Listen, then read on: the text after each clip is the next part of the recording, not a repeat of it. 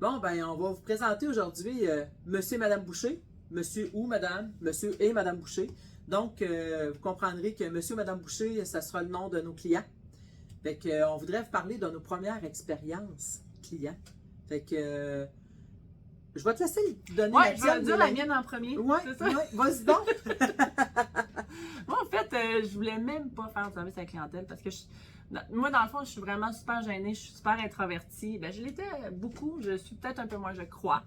Et c'est ça, fait que moi, je tranchais de la fondue, je me souviens, je faisais beaucoup de fondue, puis je voulais pas que mon père m'envoie faire du service à la clientèle. Mais je savais qu'il me spottait. Il m'avait dit, ça va venir, tout le monde y est passé, je suis la dernière, je vais pas y échapper, là. Puis dans ce temps-là, tu sais, les parents, ben, c'est pas mal les autres qui décidaient, c'était pas nous autres. La première journée qu'il m'a dit que tu allais servir sa clientèle, je pensais que j'allais pleurer. J'ai eu mal au ventre. J'avais des bouffées de chaleur. Je voulais vraiment pas, là. Mais j'ai sauté. J'ai réussi à le faire. Puis aujourd'hui, ben, je pense que je suis rendue pas pire. T'es vraiment bonne. Mais ça a vraiment été difficile, pour de vrai. Vraiment très, très contraire de ma soeur. Vas-y avec ton histoire. Moi, c'est sûr que service à clientèle, ben, je voulais le faire. Ben, puis en fait, mon premier service à clientèle, je vous dirais que c'était avec mon grand-père. Quand j'avais à peu près 8 ans, moi, ma première job, je donnais des saucissons. Puis dans ce temps-là, on n'était pas bouché, on avait une petite épicerie de quartier, dans le fond, avec des tablettes jusqu'au plafond, puis on faisait des commandes. Puis là, mon grand-père, il était à la caisse avec sa grosse caisse à piton. Puis moi, j'avais mes deux lulus assis sur la tablette. Puis là, il me montrait à mettre les cannes de conserve dans le fond des sacs. Puis là, je donnais des saucissons. Puis là, mon grand-père avec son gros cigare sur le coin du comptoir. Fait que ça a été comme la première expérience, pas que j'ai servi des clients, mais tu sais, j'avais le contact avec les clients. Quand j'ai vraiment commencé à servir des clients, dans le temps, c'était pas des clients, c'était des clientes. C'était les femmes. Les messieurs faisaient pas l'épicerie. Les messieurs faisaient pas l'épicerie, fait que c'était les madames. Puis eux autres, c'était des bouchers. Ça prenait des hommes, ça prenait un boucher. Ils voulaient se faire servir par les hommes. Et ils voulaient se faire servir par mon père, puis par mon oncle Laurent, puis c'était pas moi. Fait que là, écoutez, moi, je voulais tellement servir des clients que j'avais les cheveux longs dans ce temps-là. Ben, je me suis fait couper les cheveux courts pour avoir l'air d'un petit gars. Puis là, je voulais que le monde pense que j'étais un petit gars. Puis là, je me mettais même un bandeau pour qu'ils pensent que j'étais un petit gars. Mais ça marchait pas! Les madames, ils voulaient pas que je les serve, tu sais. Mais là, mon père, lui, là, il disait tout le temps, quand que la cliente, elle voulait pas que je la serve, ben, elle avait besoin de conseils pour la bouffe, puis tout. Et puis écoutez, j'avais 15 ans, là. J'avais pas beaucoup plus cuisiné que mon père, mais j'étais bonne pour conseiller les gens. Je le savais comment que ça marchait, tu sais. Je voyais ma mère cuisiner, puis je savais comment qu'on faisait cuire ça un roast beef. Fait que là, mon père, il disait, je vais vous envoyer Nancy. Elle va vous le dire, elle, comment faire cuire ça, tu sais. Parce que ma belle ne savait pas, dans le fond, comment faire qu'un roast beef. Mon père, il l'avait jamais vraiment fait, là. Fait que c'est lui qui a obligé les madames à m'accepter dans le fond. Fait rentrer. Ouais. Fait que les clients, ils n'ont pas eu le choix de s'habituer à moi. Puis là, ben, moi, c'était vraiment un défi. J'ai toujours aimé ça. J'avais 14-15 ans, puis plus que tu avais l'air bête, plus que je faisais tout pour te faire sourire. J'essayais tout le temps de trouver le petit mot pour faire sourire les clients, puis tu sais, c'était comme... Qui ressortent avec le sourire. Ouais, pour moi, c'était important. Puis s'il y avait un gros sourire, tu faisais quoi? Ben là, je criais victoire! Oh là là, on est vraiment différentes là-dessus. C'est ça. Fait que ça, c'est vraiment nos expériences, nos premières expériences. Puis, faut dire aussi que moi et Mélanie, là, je suis l'aînée, elle est la cadette. C'est la grande, je suis la petite. On a 9 ans de différence. Mais on a 2 sœurs entre les deux.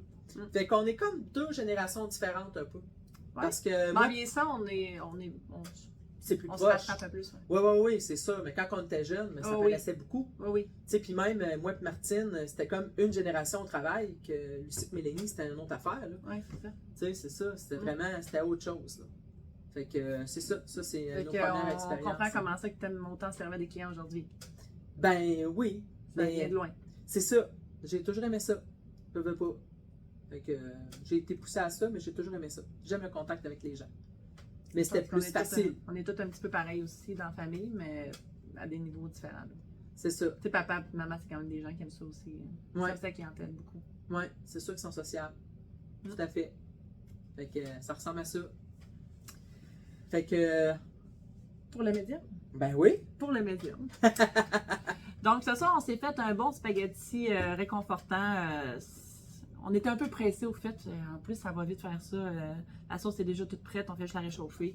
Puis ça, c'est une recette que ma mère, elle a vraiment partie là, au début là, de la boucherie. Puis je m'en souviens, là, quand ma mère était là, dans la recette de sauce à spaghetti, je me souviens qu'elle mettait quand même de l'eau.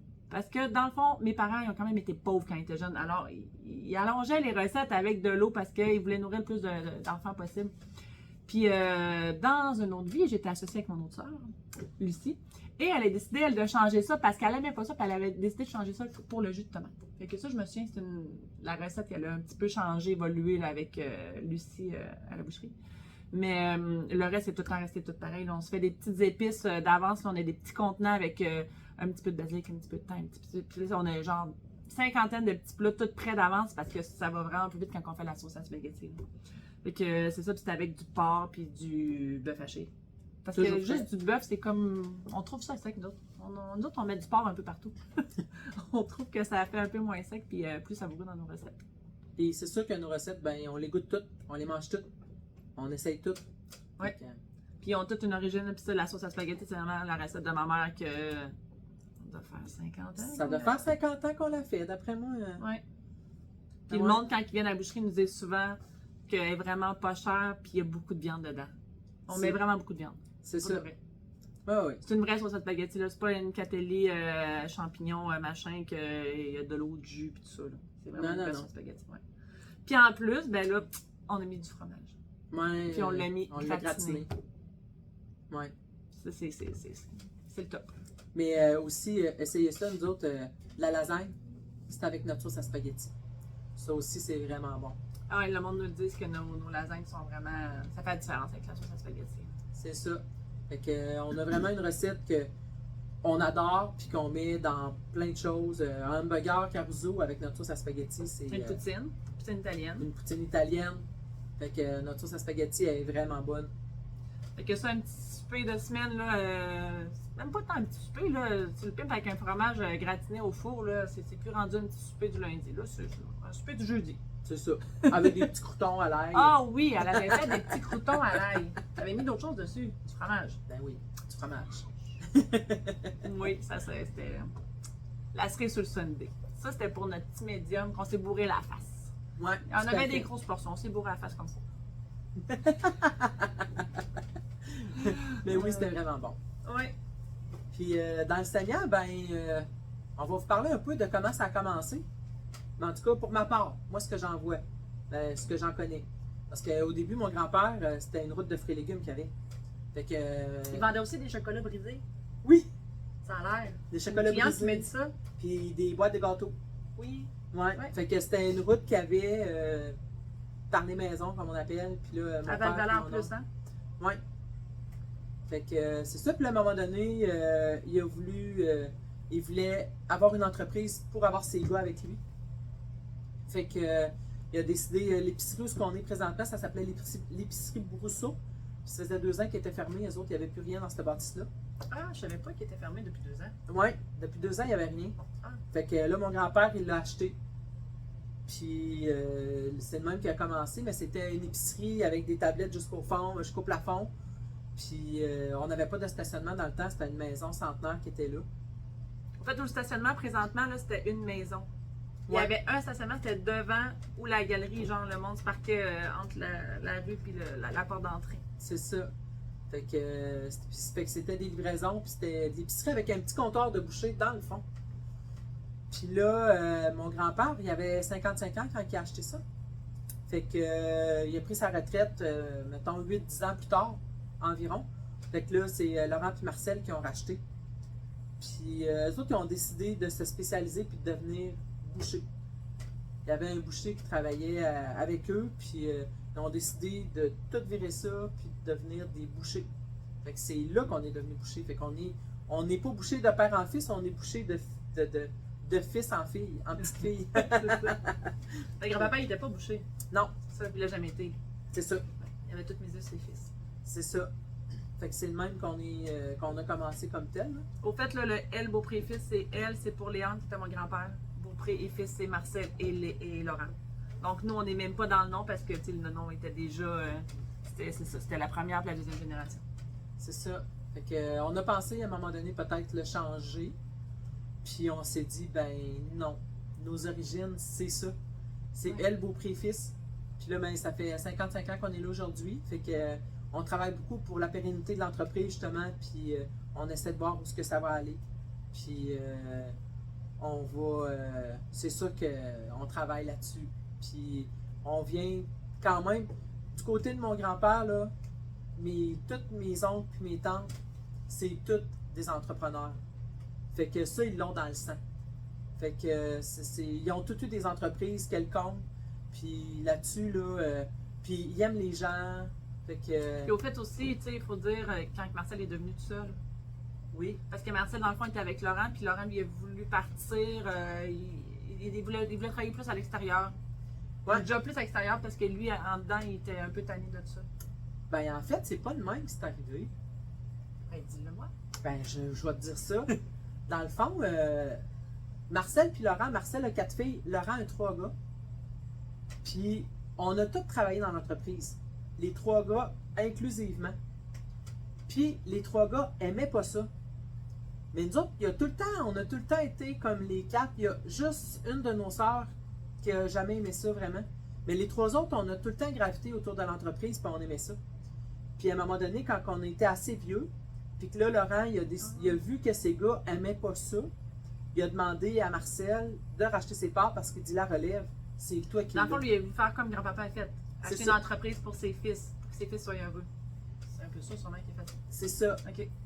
Puis lui aussi, c'est sûr que il voulait avoir une entreprise pour travailler dehors, puis faire de l'entretien paysager, puis du déneigement. Il aimait mieux ça, lui, être dehors, que de travailler comme tel, comme boucher. Il voyait que nous autres, on aimait mieux ça que ces garçons. Ouais.